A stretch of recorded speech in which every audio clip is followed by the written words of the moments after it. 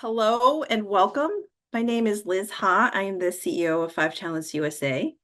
I think we have friends from all over the world in different time zones joining us today. So I hope you can enjoy your morning coffee or your afternoon tea or whatever is most appropriate.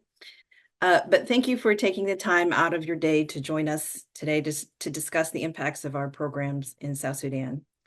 I'm sure that many of you have been hearing some of the difficult news that has been surrounding South Sudan at the moment, with the political and ethnic tensions reaching, I think, a critical stage right now with the house arrest of Vice President Bashir of South Sudan.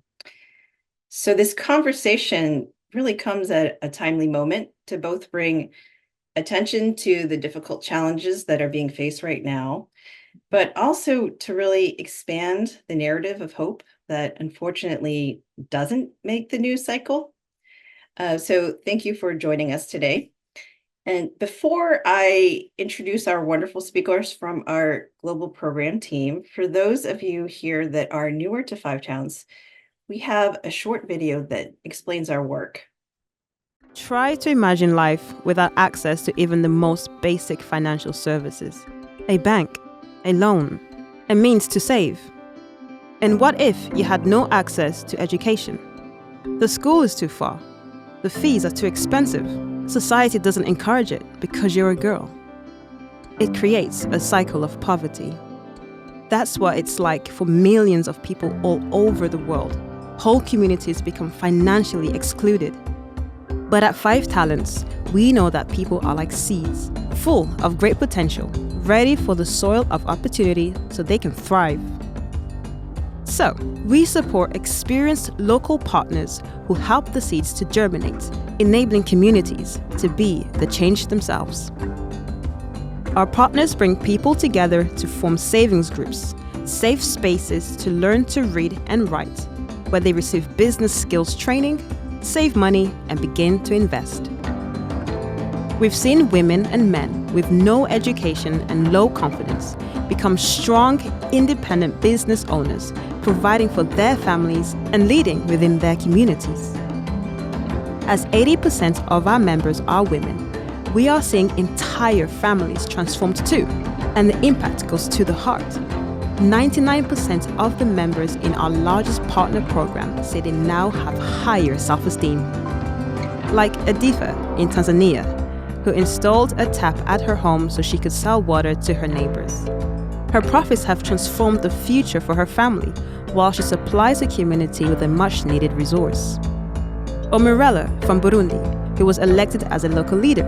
She says, "We all have talents that we have learned not to bury or use for our own gain, but instead, we use them to help others in the community, and we have seen the fruit grow and multiply." Working together, our partners and members create a sustainable orchard of impact, transforming communities one seed at a time. Our partners empower individuals to create permanent changes. Members become self-reliant and resilient, learning, earning, saving, and investing together. We've seen over 280,000 entrepreneurs empowered since 1998, but there is still so much more we can do. Sustainable, generational, from seed to tree, from tree to forest. Join us and see it grow.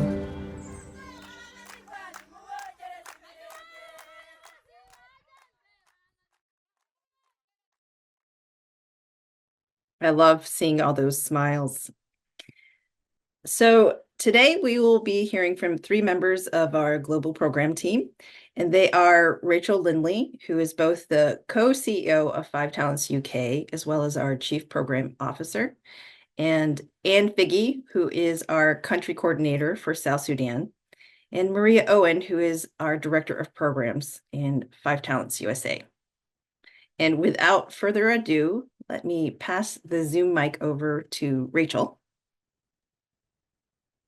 Thanks so much, Liz. And thank you again, all of you, for joining us. We're really delighted to have you here today.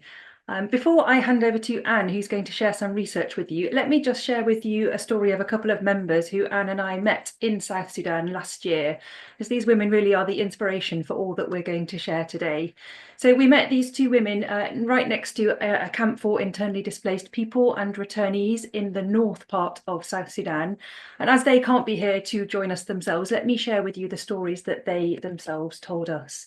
So the woman on the right, she said to us, I went to Khartoum in 2016 because of the conflict here in South Sudan. I returned in November 2023 because of the war in Sudan. I came by boat on the river to Renk and then took a bus to Malakal. And then the IOM put us on a plane to Wau, and I came back here to where my original home was. But I came empty-handed. I found people here in savings groups through my friends at church, and they invited me to join.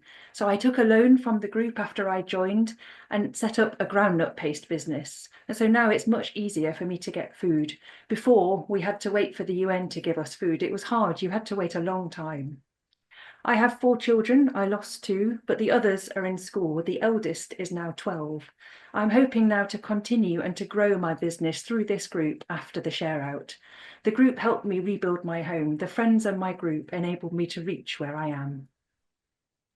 And then the second woman, the woman in the white headscarf you can see on the left, she told us she went to Khartoum because her mother was living there in 2012. And she said, I was living near the military centre where the war broke out in April 2023, and I was shot in the leg. My son, my daughter, and my sister put me on a chair on a donkey because I couldn't walk, and we fled together back to South Sudan via the western border.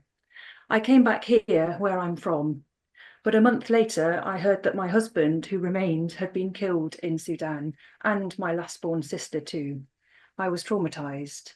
But the savings group here came and spoke to me. They gave me a loan, even though I wasn't a member of the group. And my old house is here, but they gave me grass so that I could rethatch it. So I decided to join the group too, and after some time, I took a loan to start a small business. Back in Sudan, I had a restaurant, and it's my dream now to revive it here. I'm going to take a loan from the group to do that. The group's encouragement and support has kept me going. They talk to me when I'm lonely and depressed. It's not just about the money. God is here. Now, those two stories from those two women, we had so many testimonies like that of people who'd been able to rebuild their lives and livelihoods thanks to their church-based savings group. And having returned from that trip, Anne decided to do a little bit more research into exactly how savings groups work in contexts of conflict and post-conflict, like the communities that we met in South Sudan. The results of that research are going to be published in the Christian Relief Development and Advocacy Journal later this month, and we're delighted that Anne is here today to share with us a preview of all that's going to be in that article. So let me hand over to Anne now.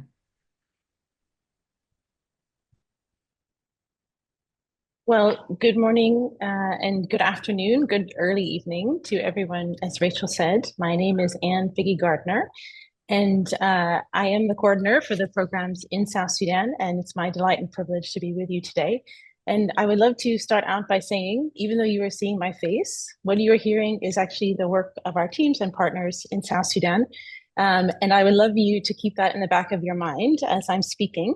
And before we do our dive into this topic, I'm going to ask Megan to run the slides for me. So I'll ask you to go to the next slide, please. I'd love to start with just a brief description of some of the recent political history in South Sudan, because I'm assuming that maybe you came today because you're interested in South Sudan, you're concerned about what you're hearing in the news, or you want to know what Five Talents is doing in South Sudan. So it's great to just kind of all get on the same page and review a couple of recent political events so that we all are sharing an awareness of the context. Next slide, please.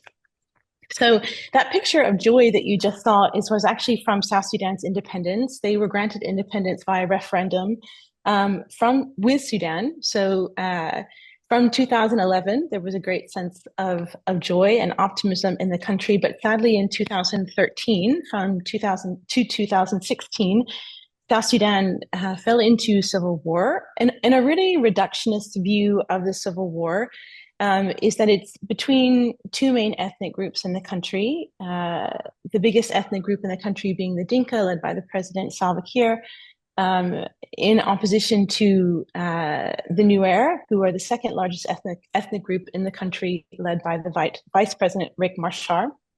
And during that period, 2013 to 2016, there were various sort of heavy bouts of fighting, followed by ceasefire, followed by heavy bouts of fighting again. And I think a key thing that I'd love to highlight for you is that I think we tend to think of armed conflict as between formal combatants. And in the case of South Sudan, if you're familiar with it, you might also be mindful of the fact that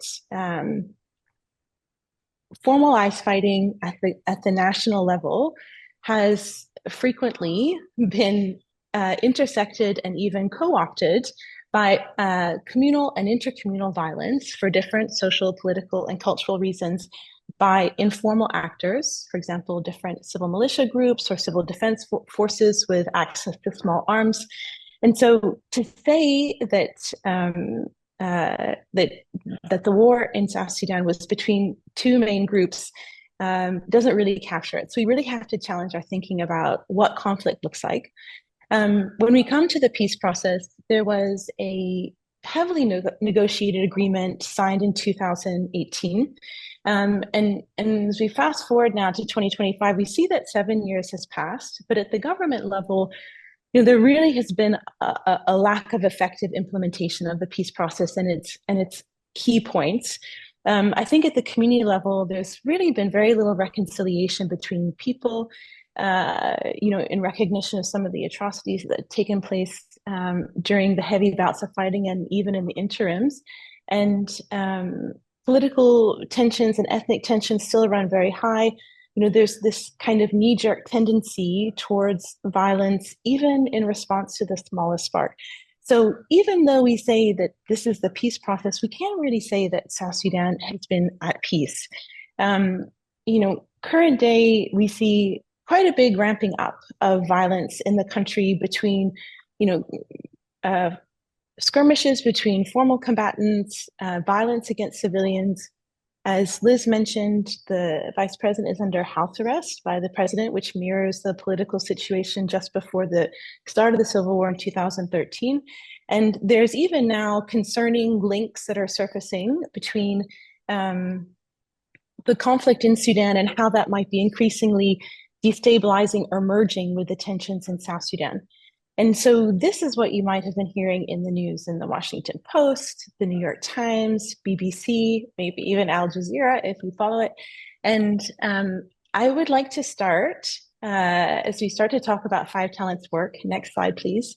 I would like to say, all of that is hugely concerning. And as global citizens, we have a responsibility to be informed in order to be advocates. And if you are a person of faith, to be praying for South Sudan and the situation there.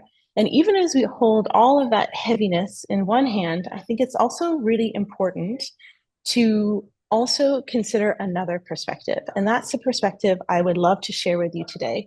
And it's an asset-based perspective. So it's a perspective that looks at what are the strengths in communities in South Sudan, rather than just their deficits, that people are leveraging in order to work for peace? What are the strategies that people are using that are working rather than deteriorating?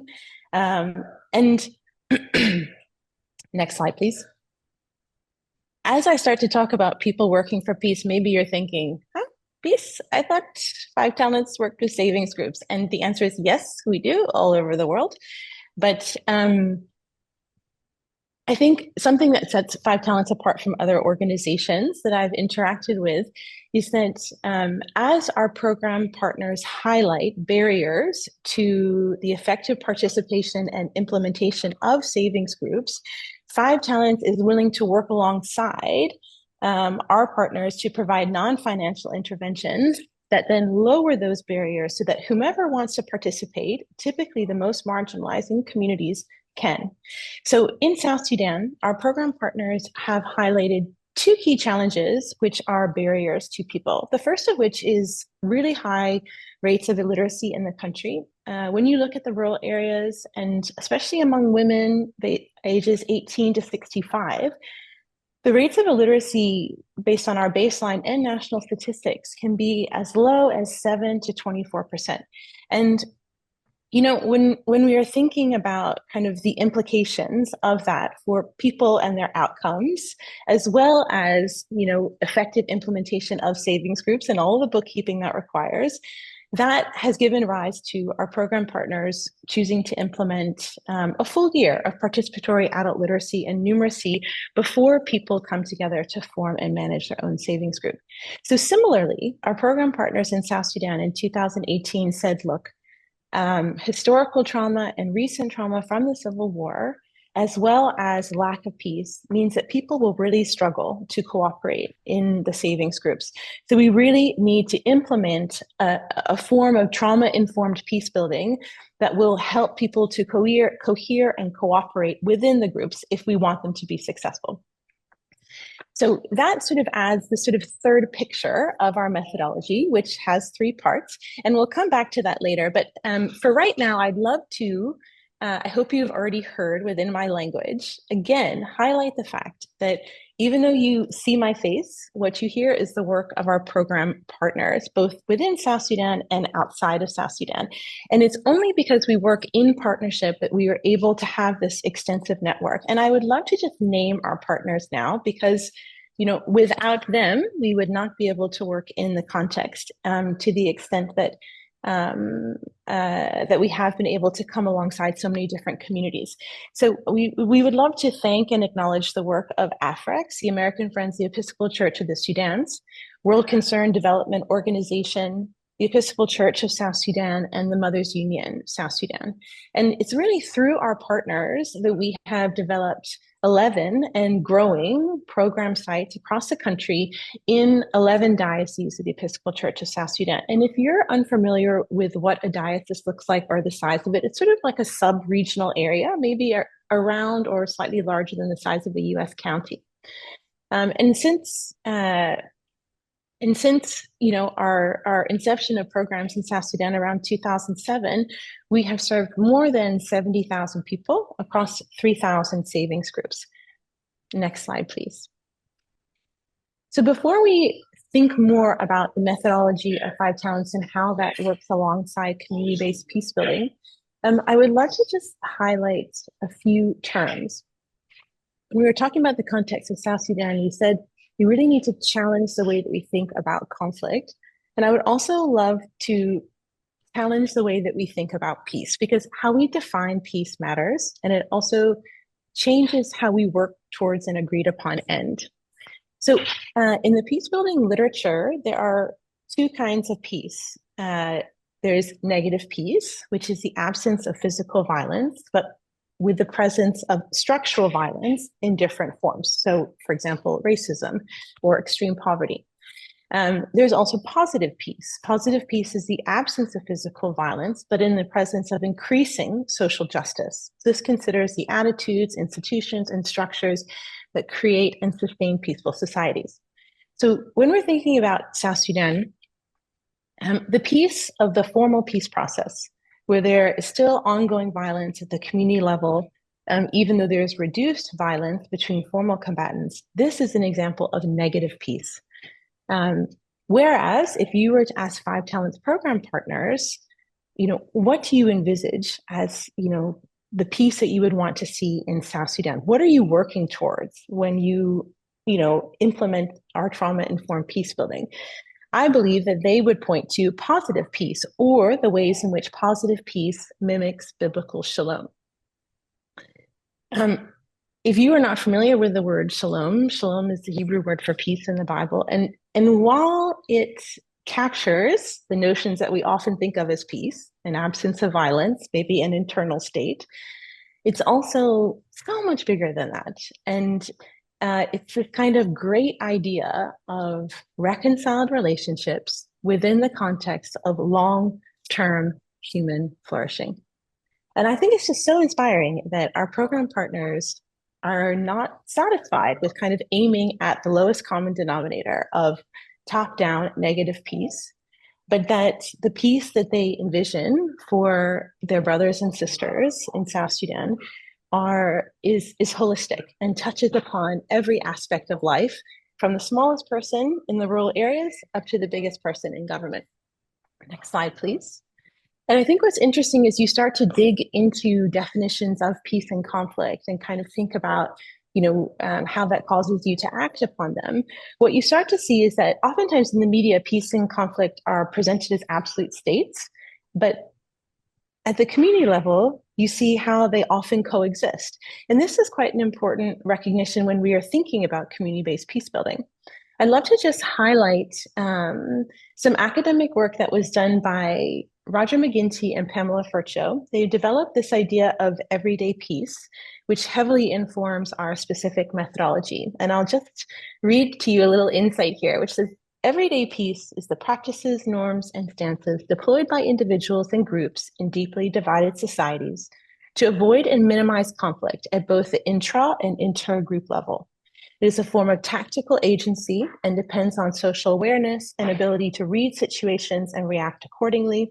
It is also a logic or a way of thinking. It can be both conflict calming and conflict provoking, and it often occurs in unthreatening or marginalized spaces. So what's really interesting about everyday peace is that it's an asset-based approach to peace building. When we say asset-based, we mean that it leverages the strengths that are already in communities, the behaviors that people are already using in order to get on with life. And it does not depend upon anything that has been imposed upon it from outside. And here is where we start to see a really interesting coming together of methodologies between peace building at the community level and savings groups, because savings groups is also inherently an asset-based approach, which builds upon the small financial and non-financial resources and strengths that are already present in communities. Next slide, please. So, here's where our thinking sort of started. And as Rachel mentioned, it's snowballed into some formalized insights into how peace building can be catalyzed through savings groups and what that looks like in the context of South Sudan, as well as possibly similar contexts also in the region. And I'd love to share 3 insights with you. The first of those insights is that livelihoods provides opportunities for peace building. And you hear that and you might think, yes, is that not obvious? And yet what's really interesting is that the prevailing wisdom says that livelihoods promotion, which includes access to finance and entrepreneurship training, is actually associated with post-conflict development, and it is not considered appropriate for unstable or conflict-affected settings. But again, the research that Five Talents has done actually shows that it provides opportunities for peace building, to contribute to peace instead of waiting for conflict to settle. And we think that there are 2 reasons for that. Next slide, please. Thank you. I'm going to call it economic despair. And economic despair, I would describe as, the sense of despair or hopelessness that somebody feels when their livelihood has been destroyed by conflict. And in this sense, we see economic despair as a driver for further or retaliatory conflict or fighting. So if we think about economic despair in this way, we can then start to look at the rebuilding or improving of livelihoods as almost like a counter narrative of hope, kind of in the face of this sense of hopelessness and helplessness and anger. I think we can all agree that there will always be people who benefit and profit from war, but war for the large part destroys property, prosperity, it stalls and reverses economic development, and economic despair for individuals and communities that comes from having your livelihoods destroyed is traumatizing. And because it fuels anger and it fuels the desire for revenge, it can be part of cycles of fighting and destruction. So let's just think about a few examples of this. If you are somebody who has a business and your business is looted and destroyed during an outbreak of fighting in your community, that may mean that you may not be able to send your kids to school because you can't pay the school fees. It may mean that you may not be able to feed your family in the same way. You may not be able to access medication when you need it, when a family member or a loved one is really unwell. And actually, if you think about the kind of anger that that might make you feel and the desire for revenge, then actually you can start to see how this sort of feeds into retaliatory violence. So if we want to think about how to break that cycle of retaliatory violence, it's really important to think about how livelihoods factor in and how when people have rebuilt their livelihoods, improved their livelihoods, or even created alternate livelihoods, they are able to start to provide for themselves. And that starts to present hope and this counter narrative. I think a related point is that economic agency is deeply affected by trauma. So when we're thinking about how livelihoods connect with peace building and or cycles of conflict, we really have to look at how individual people's potential for economic agency and prosperity is so deeply affected by war and trauma. So if you think about, someone who is traumatized often feels overwhelmed by their pain. And whether that's expressed through hopelessness, helplessness, anger, the desire to withdraw, feelings of apathy, that's not a good headspace to start a business. So being trauma informed means recognizing that people may need new livelihood opportunities as a pathway into peace building, but they may also need extra support or time to leverage those opportunities in an impactful way. So whenever, I always think of this young woman who I met last summer, and she had 3 children under the age of 5. She herself was only in her mid-20s, and her house had been burnt down. She was a farmer. Her grain stores were destroyed, and she and her family had fled and lived in displacement for some time. And I said, when I had asked her, what was that like? She said, I can honestly barely remember because I only wanted to sleep. I just wanted to lay on my sleeping mat. I didn't even have the energy to cook for my children. And whenever I think about what is the effect of trauma on economic agency, I remember her face.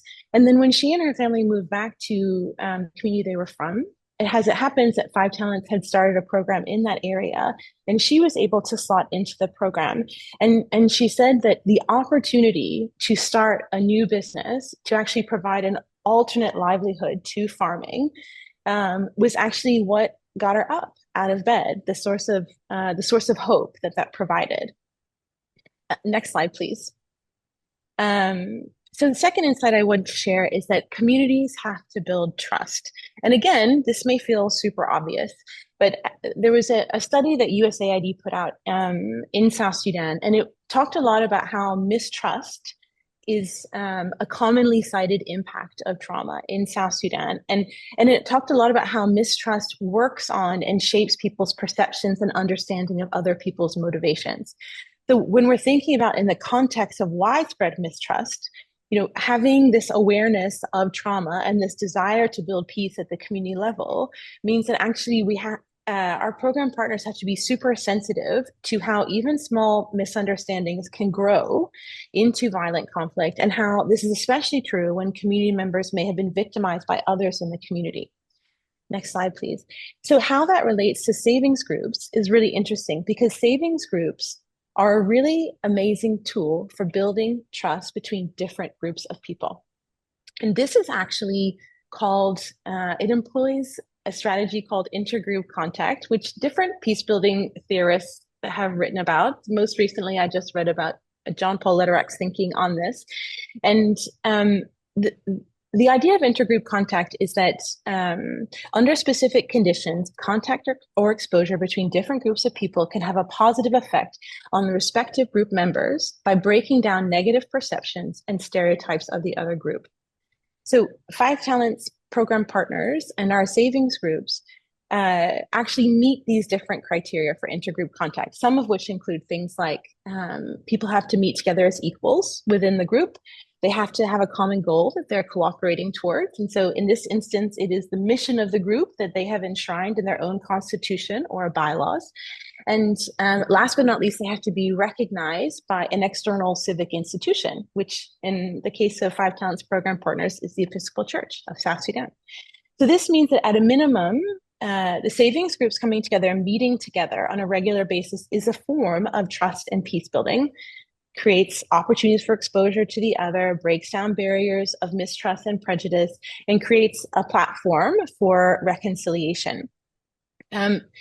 But maybe you're hearing that and you're thinking, but I mean, how likely is it that there will be more than one ethnic group in a savings group? And so actually we were challenged on this point. And so we started to actually collect information at our baseline and impact survey. And we were so excited to see that actually on average, there are more than 4 ethnic groups represented in your average savings group.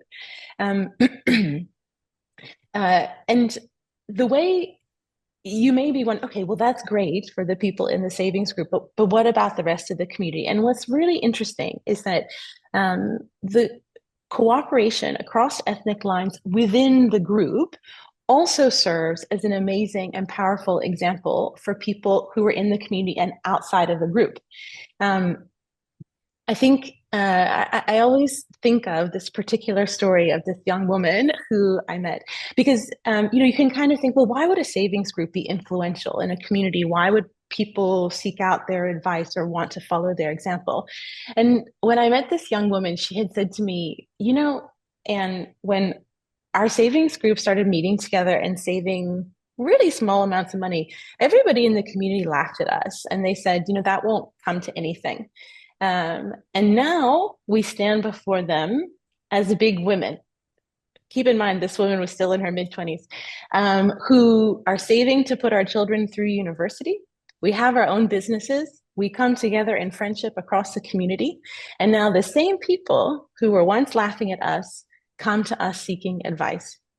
And I thought that was a brilliant picture of how cooperation in the group provides and normalizes, interethnic cooperation in the community and also shows why it's valuable.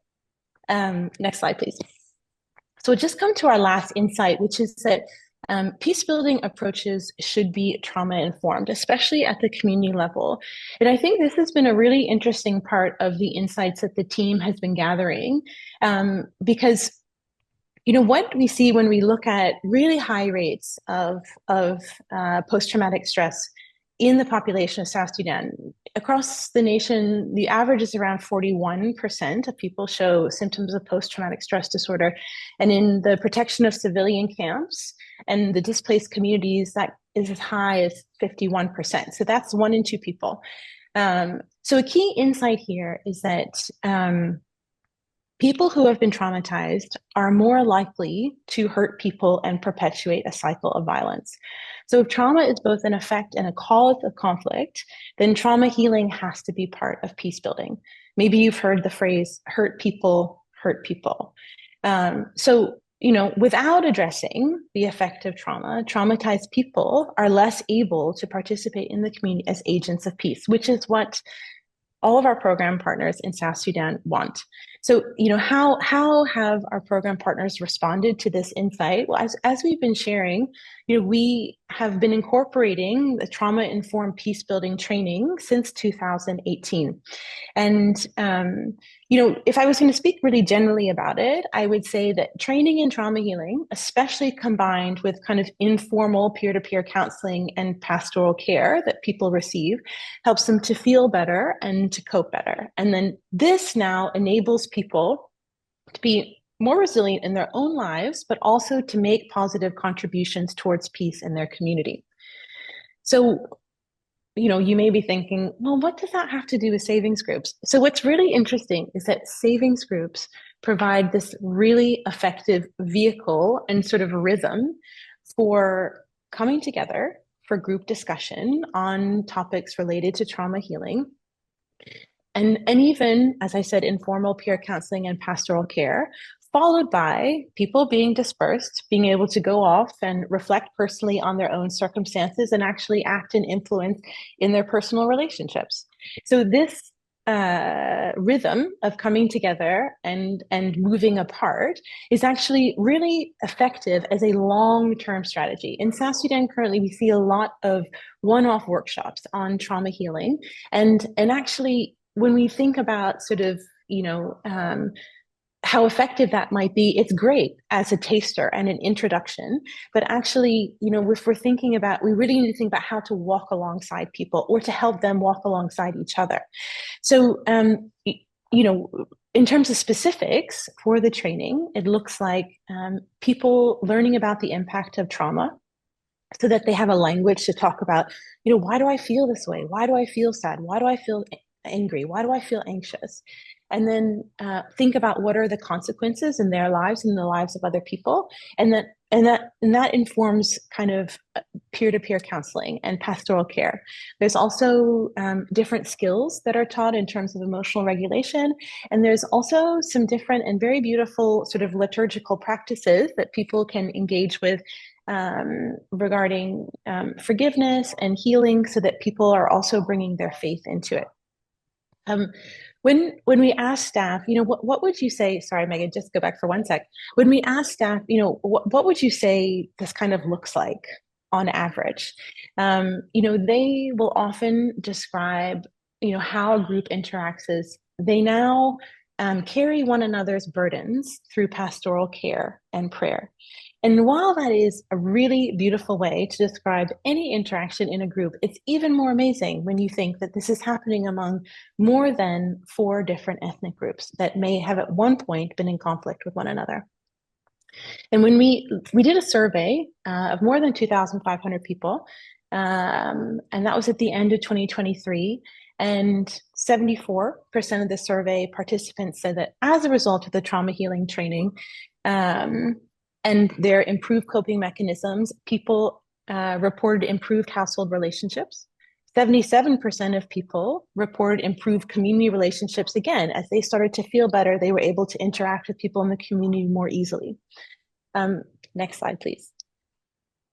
So where does the kind of rubber hit the road? Where does an individual's experience start to influence the community in terms of kind of increased agency for peace advocacy?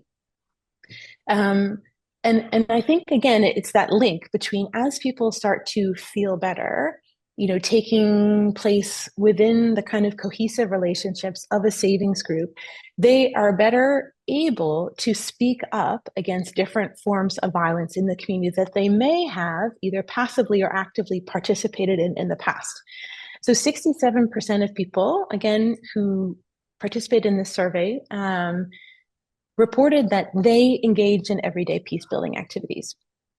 And there's a wonderful story that I would love to finish with, which I think gives you a picture of what that might look like. So on the screen, you see a woman, and she is actually a pastor. And the church that she ministered in used to be located in the field that she's standing in, along with a number of houses. And in 2021, this is again smack dab during the peace process, the community was attacked and looted and razed because of ethnic motivations. And the church was completely burnt down, along with the surrounding houses. And the whole community fled in fear for their lives. And they lived in displacement for about a year.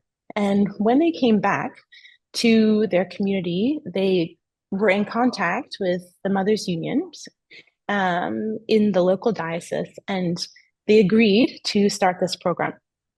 And I'll just share with you what the pastor said. Many had lost their faith in God as a result of what happened, but it was restored in this program. It was as if people were born again. When we received this training, we decided that we wanted to invite those who had harmed us to come and reconcile with us. We wanted to tell them that they were forgiven so that we could live in peace together. Even as we began to hope that we could rebuild our church, those people, the ones who burned the church, came and contributed more than 70 poles for construction of the tukul and the roof. Even some of them come to church and we pray together. So this is such a beautiful story, and I would love to leave it there to leave some time for questions. But I would love to close with, Megan, will you go to the last slide, please?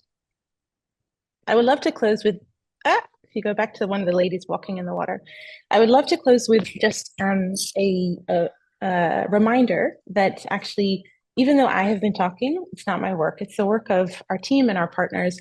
And I know that they would really value your prayers. As you've seen, they work in very sacrificial environments and serve in such a way that they are often have to walk through water to get to communities that they are mentoring.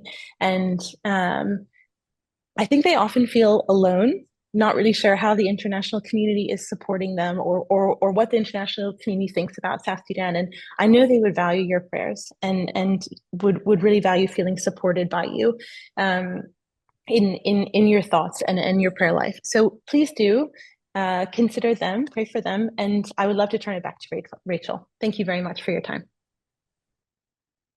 Wow, thanks so much, Anne. There's a huge amount there for us all to digest. I'm going to open up and share some questions we've had from the audience, but before I do, perhaps just to summarise a few takeaways that I've made note of as you've been talking. We will share the research that you're having published because there's such a great amount of richness in it. But 4 little takeaways that I've scribbled down on my bit of paper while you've been talking, in case it's helpful for others to hear. The first, this concept that peace and conflict can coexist. Now, if we think about it, we all know that's true, but actually it's also quite mind-blowing to consider, even in our own communities, we can see that peace and conflict can coexist. So thank you so much for sharing that insight, first of all. Secondly, that the goal of savings groups, when our partners invite Five Talents to partner with them, the goal of savings groups is not simply economic empowerment, it's actually to build shalom, this full holistic peace.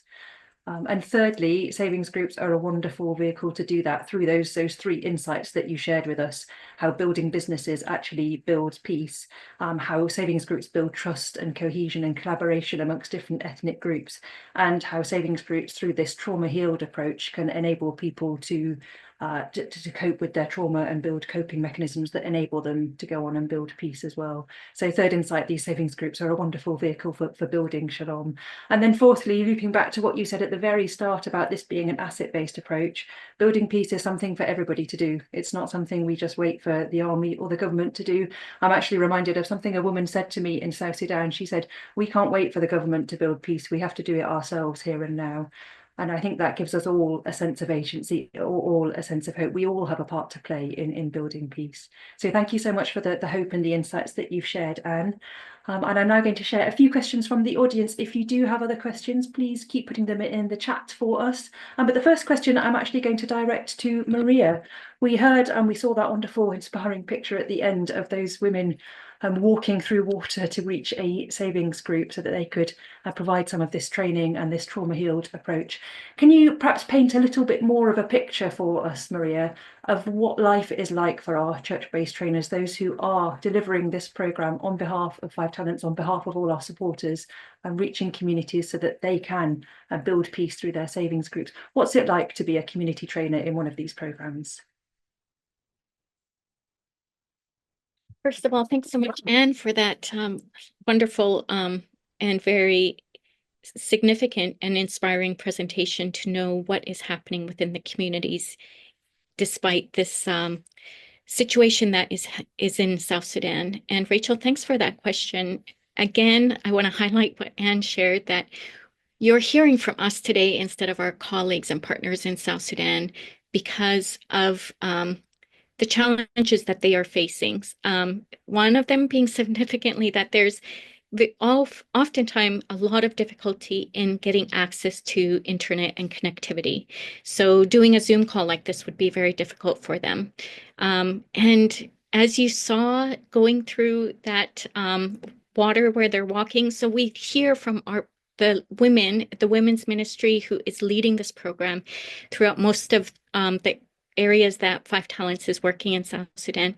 They are working within their communities, but they are working in difficult circumstances. So, for instance, those ladies that you saw in that photo, Megan can put it back up again if she has a chance, but they shared with us how they had driven half a day to get to this community where they are working to as far as the car would take them. And then they had to get out because it was the rainy season and the road and the whole area was flooded. So to reach those communities, they actually were walking through at times knee-deep water, carrying their supplies on their heads, and to reach the community where they were committed to work on building that trust that they have with those communities, where they would have time of fellowship, providing training, mentoring and monitoring of the savings group's activities so that they're really building that relationship and being part with their community members. They might have to spend a day or two in those areas and then return back to their headquarters within their diocese or their area. So their commitment to serving the people within their communities is really exceptional. And oftentimes they're working in areas where there's no connectivity to have self network. And so it is when they come back to the areas, sometimes having to drive an hour even to get phone network, going up to a top of a hill to see where connectivity would be available so that they can share with us the work that they have been doing, and that we're able to share with you today. So the other thing that you've heard about is the significant insecurity that has been part of South Sudan's history for decades. And this is why our work of implementing programs through the church is so critical, because it is our partners who are working within their own communities. They know what the risks are. They have said that we want to do this work. We are working in those communities anyway. So we would love to partner with Five Talents to be able to provide this program in these communities. They know what they have. They're well informed with information from their leaders and having other intel to know when it is important not to travel to areas and to know when it is safe for them to travel there. So this just is another confirmation how working in partnership with the church provides that sustainability and ability for the program to be implemented because it is within their own organizational structures. Thank you. Thanks so much, Maria. We are so blessed to partner with the church and with those community trainers. So thank you so much for highlighting that. I have another question. This one I will pass to Anne. Now, we've heard quite a lot about the challenges that face communities in South Sudan from climate change. We just saw that flooded road, from the lack of infrastructure, the lack of road, the insecurity, but also you touched on it briefly, Anne, but perhaps you can say a little bit more about the challenge brought by the war in Sudan across the border, which broke out in 2023. So could you perhaps share a little bit more for us about how that war is affecting South Sudan and how community savings groups, church-based savings groups are helping people to mitigate the impacts? Thanks, Rachel. Yeah, I mean, I think we could touch on what's emerging in the news about the links between Sudan and South Sudan, but I'd love to take a similar tact as we did in our presentation to share about, what does this look like at the community level? And I think if there was one thing that stands out so hugely, it is the huge influx of displaced people as a result of the conflict in Sudan. As everyone saw the photo at the beginning of the presentation, in a wheel when you and I were there. And of course, the numbers are changing every day, but there are two main access points for South Sudan for displaced people from Sudan, which includes returning South Sudanese citizens and Sudanese citizens that are moving as refugees across the border. And the two main access points are Rank, which is in Upper Nile, and north of a wheel in the Diocese of Niamey. And these are, of course, both Five Talents program partner sites. And so in these areas, and then even as those displaced people are dispersed across the country, for example, through agencies like IOM, the presence of huge amounts of displaced people significantly impacts the community context. And we have seen that there are, again, a number of ways in which savings groups actually come alongside displaced people, because of course, displaced people is not just solely an impact of the conflict between Sudan and South Sudan, but South Sudan itself has more than 1.5 million displaced people within the country, as well as I think something around 2.5 million people outside the country living in Uganda, Kenya, Ethiopia, etc. So Savings Groups Act, we say it's the 4 Rs. So resettlement, obviously when displaced people are moving into a community, there's a lot of tension with the host community. How are these people going to settle in a way that allows them to live peaceably alongside the host community? Reintegrate. So again, how do people come alongside local people, form relationships with them so that they can live and work productively alongside them? Recover in terms of the psychosocial trauma that people experience in displacement, and rebuild their economic lives. As we mentioned about the women that we met last summer, they had fled from Sudan with nothing. And we see actually savings groups acting in those 4 ways: to anchor people to a new place, to provide opportunities for people to integrate with a local community, to provide opportunities to recover from a psychosocial perspective, and also to rebuild their livelihoods. Thank you. Wonderful. Thank you so much. Those 4 Rs, resettle, reintegrate, recover, and rebuild, are super helpful. I feel we shouldn't spend all our time talking about challenges, given we've said we're an asset-based organisation, but there is one more challenge that someone has raised in a question that I feel we should share. So Maria, this question is going to come to you, and it's around the challenge that communities in South Sudan are facing due to the sudden and stark cuts in global development funding. USAID, UK aid, several other governments have cut global funding dramatically for international aid, and that is affecting South Sudan. Now, thankfully, Five Talents hasn't received any USAID or UK aid funding for South Sudan, so we haven't lost it. But we know that many in South Sudan do rely on that funding. So Maria, perhaps you can speak a little bit about how that challenge is impacting communities. Yeah, it's a significant question to ask, really timely. And the landscape of what foreign aid is available or will be available is continually changing. I don't know if I have the latest details on that. Actually, there might be experts on this call who might know numbers and details better. And if you do, please share them in the chat. But what we do know is that there is less funding available for humanitarian aid, coming not only from USAID, but also from others like the UK, as Rachel mentioned. It's really difficult to know what impact that will have globally and specifically for South Sudan yet, because some humanitarian aid will continue for a while, like in partnership with USAID funding with World Food Program. So we don't know what it all means right now. What we do know is that in South Sudan, 70% of the population rely on some kind of humanitarian support, and with many of those people reliant on foreign aid for their daily food and basic needs. South Sudan has relied on foreign aid for decades, from even before independence. I lived in South Sudan a long time ago, over 20 years ago, and there was already a dependency mindset on foreign aid, which has continued to this day.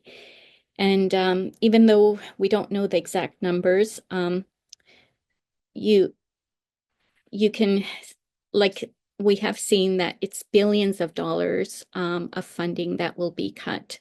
USAID has been the largest donor of humanitarian aid and assistance to South Sudan for more than a quarter century. So with USAID funding diminishing, that is going to have a significant impact. And already, due to the current situation and climate change and food insecurity in the country, even before these cuts were announced, they had projected that over half the population, so over 7 million people, would be facing significant and severe food insecurity this year. So what we do know is that the situation is very dire, and especially during this, current very fragile context. So in the midst of this and these challenges for Five Talents, we're just grateful that we can partner with the church in South Sudan with this program where they are really focusing on the asset-based approach so that more community members and people are able to have opportunities to see how they can leverage their own resources and to be able to provide for their families from what they have and from using their talents and using their opportunity for social cohesion and becoming more resilient to cope with crisis. It's a small glimmer of hope that we have in the midst of this. Yeah, I think it feels that supporting church-based savings groups is so important right now, partly because of the weight of the challenges, but partly also because we do have this evidence showing how really, really effective they are at building shalom. So final question that we have from the audience is Five Talents planning to expand in light of this increased demand, but also increased opportunity? So Anne, I think perhaps you can take that on about expansion plans that we might have through our partners. Yeah, thank you. Yes, I would love to share that our newest program partner is the Diocese of Malakal. And Malakal was formerly one of the largest cities in South Sudan. It's in the Upper Nile region, which is known for its oil production. And during the war, it was completely destroyed. There is still a ongoing UN administrated protection of civilian camp in Malakal, which I think speaks to the existing tension between ethnic groups in the community. And the Bishop of Malakal, who is also the Archbishop of Upper Nile, reached out to Five Talents and said, we want to be a light in this darkness. And we believe that partnering with Five Talents will enable us to partner with rebuilding Malakal.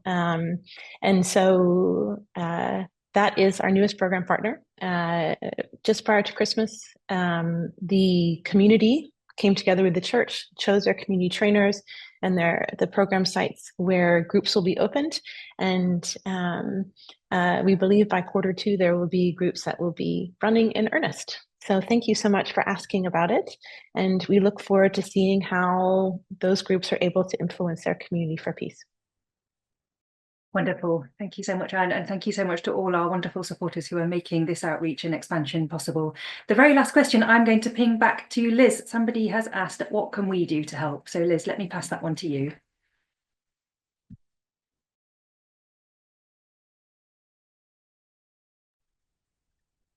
I think you're still on mute. Sorry, yeah, thank you. I committed the Zoom folly of being muted. I would say there are three very simple, accessible things that you could do to walk with Five Talents. And one is to pray. Five Talents works in 10 countries in the global south. Obviously, today you've heard about South Sudan, but these are countries that are all facing very, very heavy issues. Most recently in Myanmar, there was a significant earthquake that has reverberated out even to Thailand. DRC is also experiencing violent conflict. Thousands of Congolese are fleeing to Burundi, both of which are countries where Five Talents works. And so oftentimes when we are faced with challenges that seem insurmountable and beyond ourselves, those are the very times when the posture of prayer is most needed. So I would say, please pray for us, pray for our program countries, pray for the communities where we serve. Second, I would say tell. This work is not proximate to many of you. And so how do you develop a heart if you are not aware of what's going on? So all of you here have heard about Five Talents, either from a friend or an event or an email. I would say to help us by continuing to spread the word and telling your community about the work of Five Talents and what we are doing. And lastly, give. We cannot do this work if it weren't for the incredible generosity of people like you. So many of you here are partners already in the work of Five Talents. I would say thank you, thank you, thank you. For those of you that are new to Five Talents and would like to get involved, you can go to our websites, both highlighted here. For the US is fivetalents.org, and for the UK is fivetalents.org.uk. But again, to all of you here, thank you for taking the time to be with us. Thank you for taking the time to hear about what we are doing in South Sudan and the good work that is happening there. And we hope that you'll join us for more events in the future.